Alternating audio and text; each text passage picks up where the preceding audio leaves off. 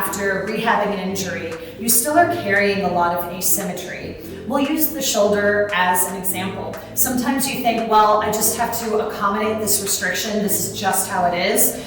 But what can happen when you have accommodated the injury, your body might be rotating or carrying an offset that disallows your shoulders to heal symmetrically and restore function. So we're going to do an exercise here. If you feel like your shoulders are restricted, we're going to do an exercise here that will help pull out rotation in the trunk and give your shoulders a level playing field from which to operate. So you can lie down on your stomach.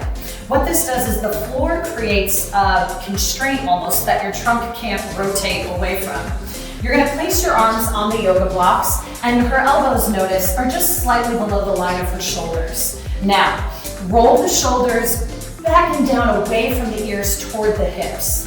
Give me the thumbs up sign, so you turn the forearms, and you're keeping a right angle arm bend.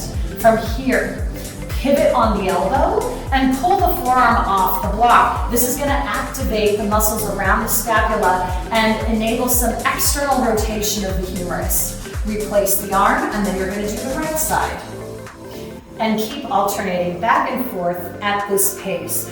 What this does is this starts to teach your body, one side at a time, how to remobilize properly without twisting or compensating in the upper body.